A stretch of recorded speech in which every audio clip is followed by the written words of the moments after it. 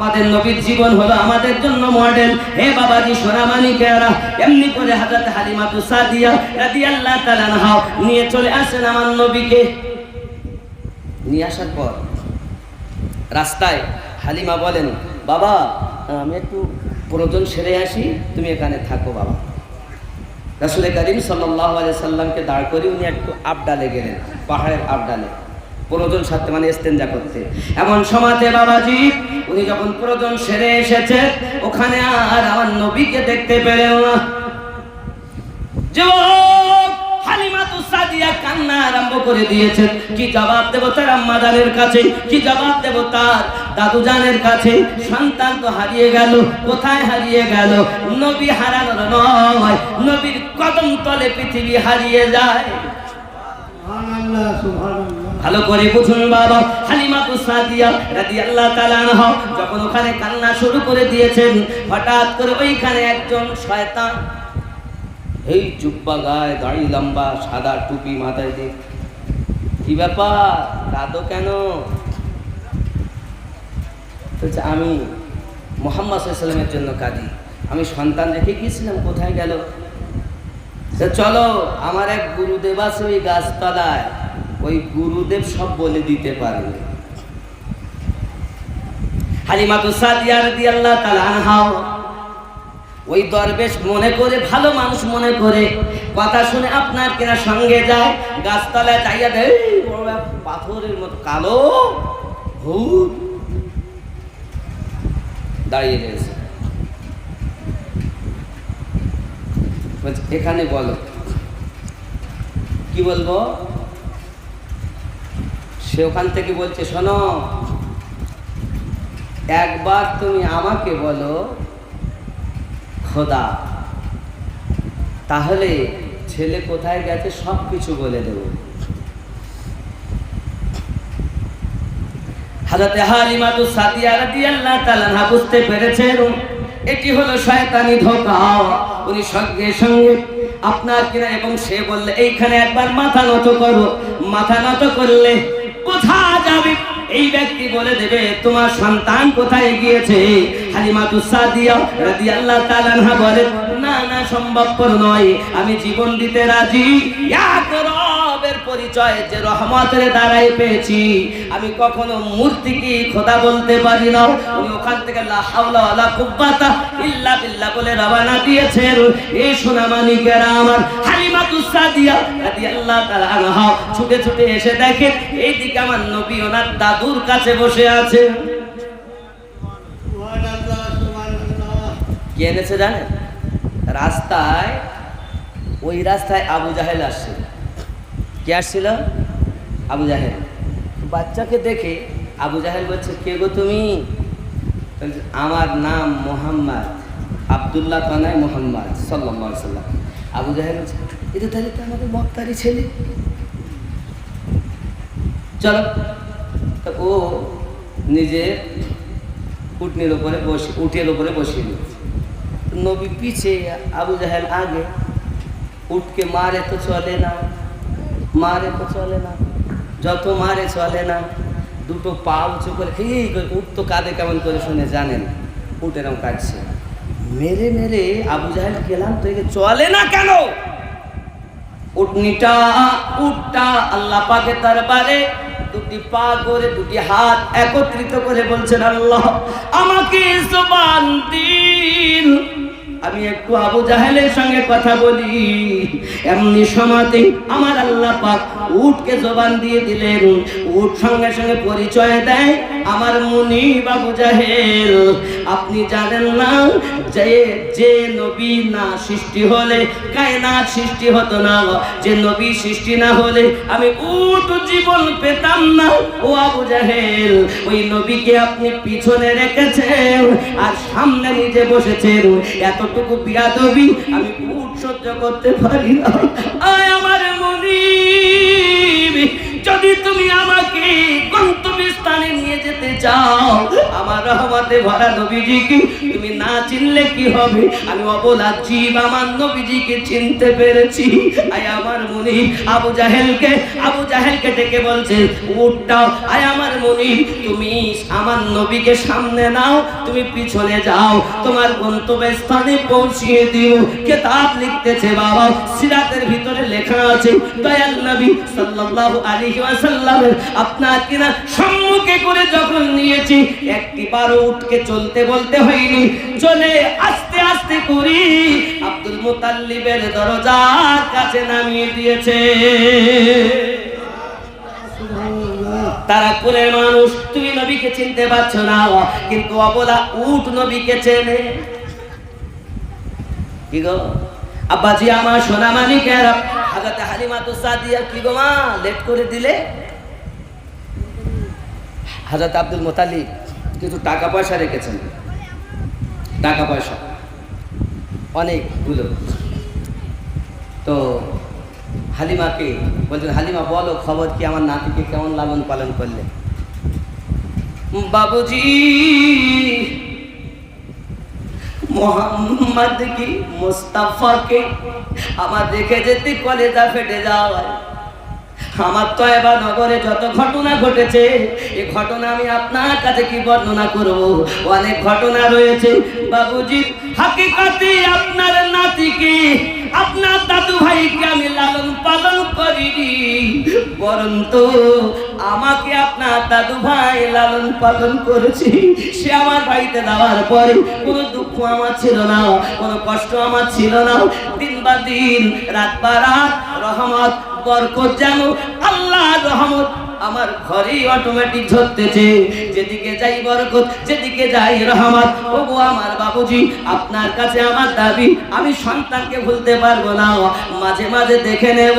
আর আমি যখন কোনো বিপদে পড়ি গো বাবুজি, একবার যদি মুহাম্মাদের নাম আমি নিতাম, ওই বিপদ আমার সঙ্গে সঙ্গে আসান হয়ে যেত।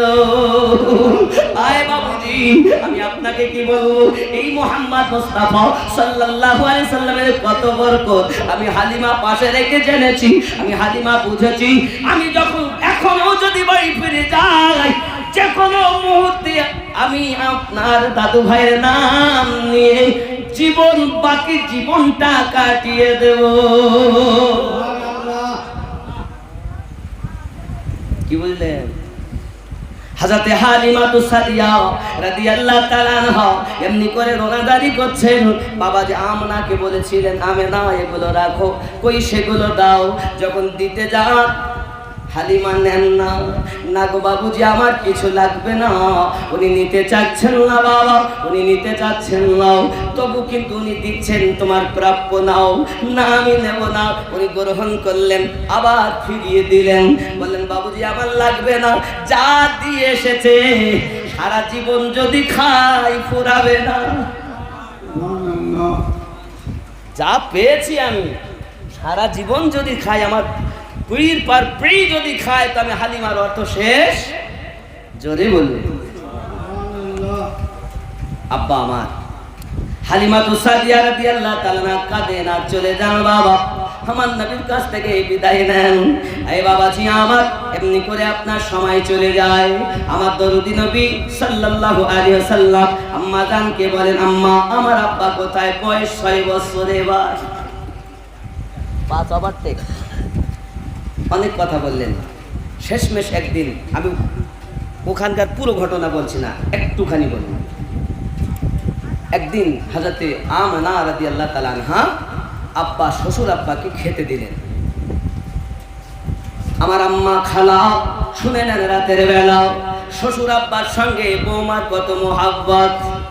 আর আমাদের ঘরের বৌমারা শ্বশুরকে ভাত দেয় না। জননী মা, ভালো করে শোনো মা, হযরতে আব্দুল মুতাল্লিব রাদিয়াল্লাহু তাআলা আনহুকে হযরতে আম্মা আমেনা খেতে দিয়েছেন। উনি খাচ্ছেন, সঙ্গে সঙ্গে উনি হাত দুটো জড়ো করে বলেন, আব্বুজি একটা আরজি ছিল আপনার কদমে। হযরত আব্দুল মুত্তালিব বলছেন, মা আমিনা এমন করে বলছো কেন মা? তুমি তো আমার আদরের দুলালি, বলো না মা আমিনা কি বলতে চাও?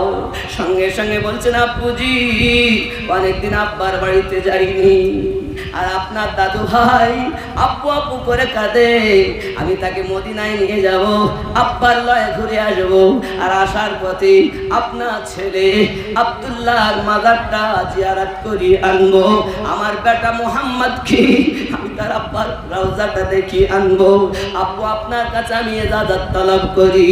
এ কথা যখন আম্মা আমিনা বলেছেন, খাজা আব্দুল মুত্তালিব সহ্য করতে পারেন না বাবা, চোখ দিয়ে টপ টপ টপ টপ করে পানি ঝরতেছে, চোখ দিয়ে যখন পানি ঝরতেছে, যে পাত্রে খাবার পানি পড়তেছে, এমনি করে আমিনা বলছেন, আব্বু আমি কি কথা বলে আপনাকে কাঁদিয়ে দিলাম?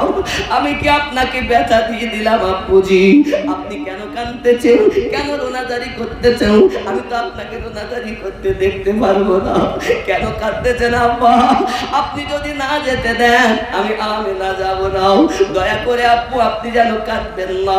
হযরত আব্দুল মুত্তালিব বলেন, বৌমা আমিনা আমি তোমাকে মদিনায় যাওয়ার জন্য বাধা দেওয়ার জন্য কাঁদি না, আমার দাদু ভাইকে তার আব্বার রওজা দেখাবে তার জন্য আমি কাঁদি না।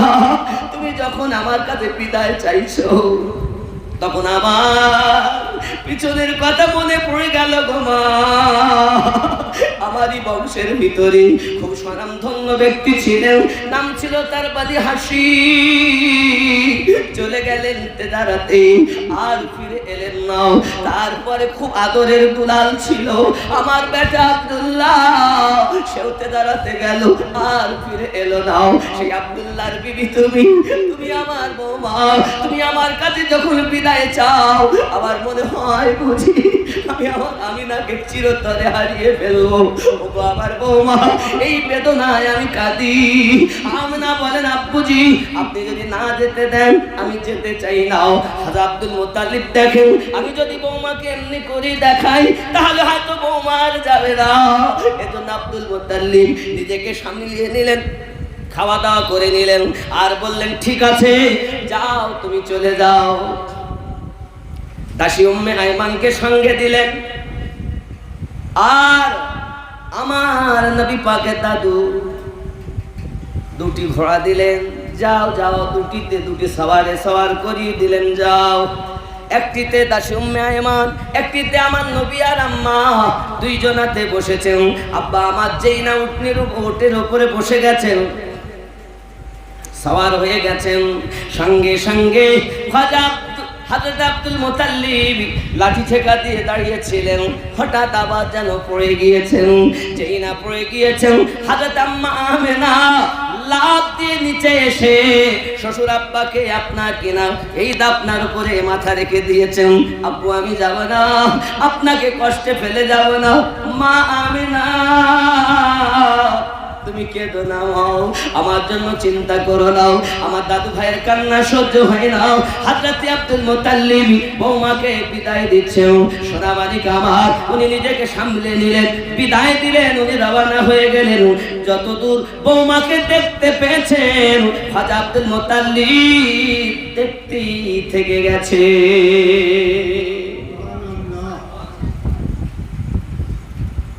এখনকার বৌমারা যদি বাপের বাড়ি যায় শ্বশুরকে বলে যায়, ভাত দেয় না তো জিজ্ঞাসা করা দূরে, ঠিক না? তবে এখানকার মায়েরা ভালো, এরা শ্বশুরকে খুব যত্ন করে। কি বুঝলেন? আব্বা আমার ভাই ভাইতে মোটে গন্ডগোল হতো না, 5 জায়গার 5টি কলা গাছ বাড়িয়ে এনেছে, তো 5 ভাইতে গন্ডগোল শুরু হয়ে গেছে। কথা বুঝবেন? আসলে এগুলোর কারণ আমি একটাই বলবো আপনাদেরকে, মেয়েরা বাপের ঘর ছেড়ে স্বামীর ঘরে যাবে, বৌমা হয়ে যাবে না, ওই ঘরের কন্যা হয়ে যাবে, তাহলে দুঃখ থাকবে না।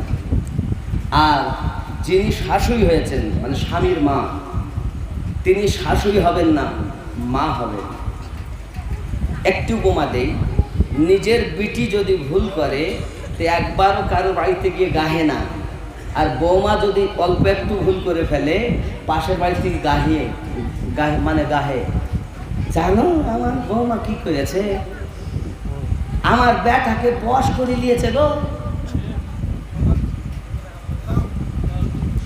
নিজের বৌমা যদি বেটার সাথে বেড়াতে যায় বহরমপুর, আবার তো কিসের বেড়ানো আসে, আর হঠাৎ ফোন করি বিটিতে যা, কোথায় আছিস রে মা, তাহলে বহরমপুরে তোমার জামাইয়ের সাথে বেড়াতে এসেছিস, ভালো হয়েছে, কখন এসেছিলি। নিজের বিটি গেলে আনন্দ লাগে, আর বৌমা গেলে দুঃখ লাগে। আসলে তুমি মা হওনি, শাশুড়ি হয়েছ।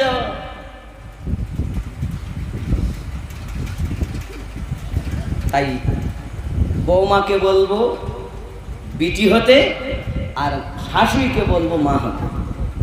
সংসারে কোনো কষ্ট দুঃখ থাকবে না। আল্লাহুম্মা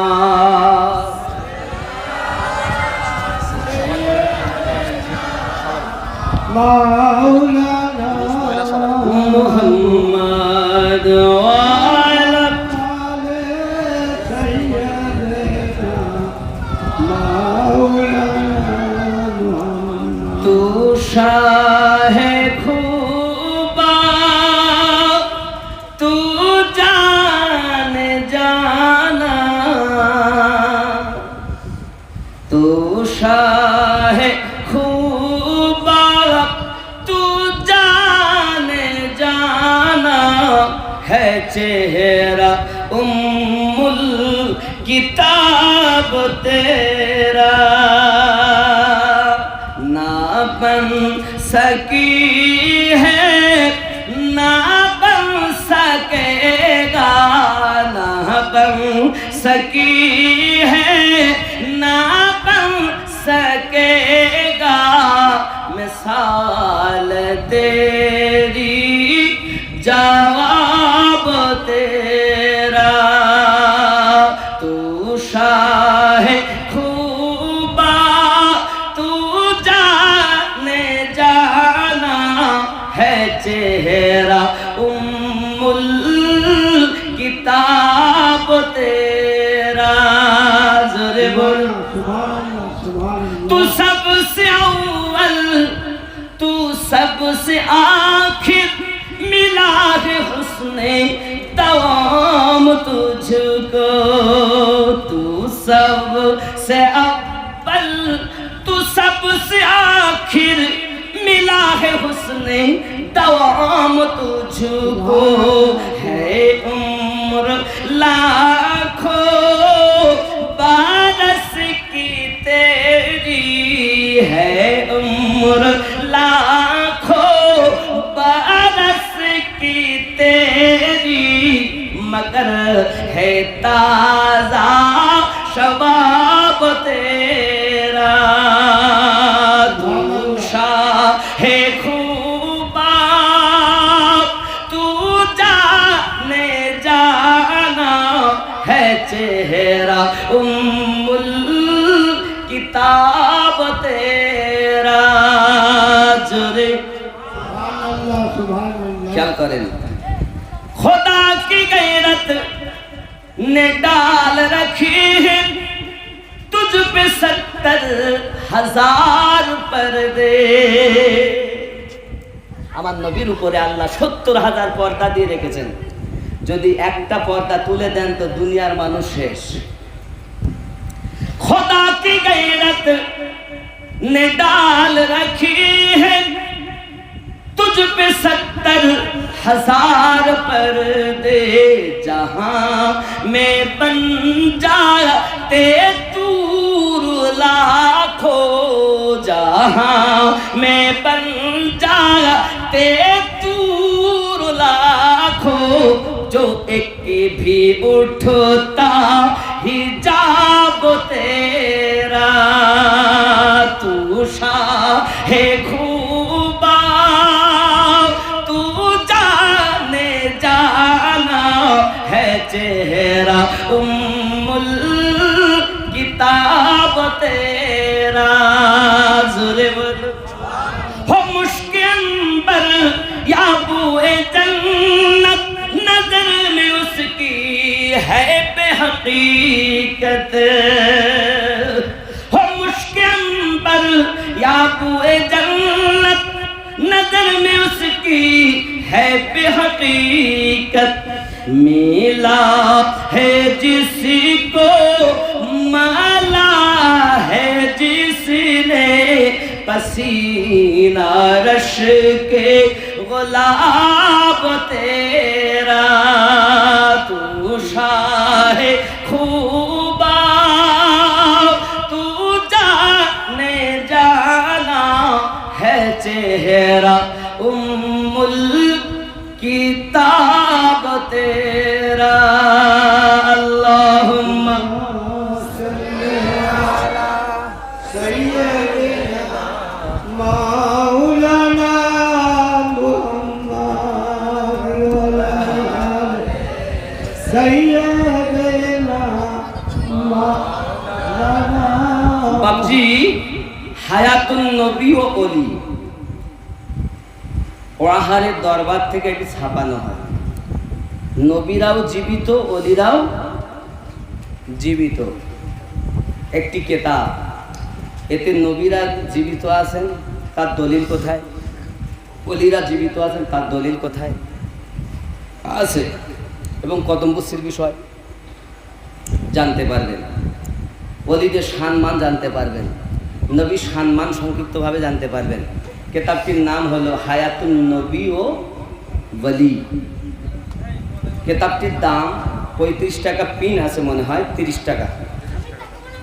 টাকা দাম আমাদের ওয়াহারি হুজুরের খুব মহাব্বতের মানুষ আমার মোতাহার ভাইজান তিনি এনেছেন এবং 5 কলি কিছু টুপি আছে যার দরকার ওনার কাছ থেকে নিয়ে নেবেন 5 কলি টুপি আর কিতাব বাবা আমার কারণ 5 কলি টুপি যারা ভক্ত তারা পরে আমার ওয়াহাদি রহমাতুল্লাহ আলাইহির শান ও মান আজ হযরতে আলিমুদ্দিন নকশবন্দি রহমাতুল্লাহ আলাইহি আজ জিন্দা শুয়ে আছেন ওয়াহাদের সরজমিনে ওনার নবাসা বর্তমান হুজুর আবরারুল হক মাদ্দাজিল্লাহুল আলী তিনি যে কত বড় পীর একমাত্র তারাই বুঝবে যারা আশিক বলে বোঝানোর জিনিস নয় প্রেমের সুধা দেখানো যায় না পেলে অনুভব করো আর প্রেমিকদের সঙ্গে মিশে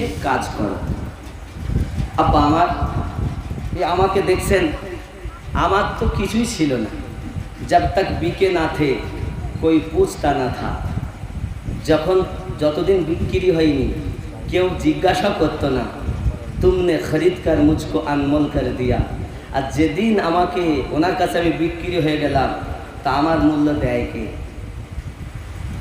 এজন্য বলি প্রেমিক যারা ততদিন আপনার কোনো দাম নাই তখন আপনার দাম হবে যখন আপনি একজন আশিকে রাসূলের কাছে বিক্রি হয়ে যাবেন তখন আপনার দাম অনেক বেশি আল্লাহরও কাছে এবং দুনিয়ার জীবদেরও কাছে আপনার দাম বেশি হবে কেন আপনি বিক্রি হয়ে গেছেন আর তার কথা মোতাবেক জীবন পরিচালনা করতেছেন আব্বা আমার এর জন্য মুরিদ হতে বলবো কিতাব নেবেন অসুবিধা নাই এখন রাসূল করিম সাল্লাল্লাহু আলাইহি ওয়াসাল্লামে নিয়ে চলে যাচ্ছেন অনেক কথা বলবো না ছেড়ে দেবো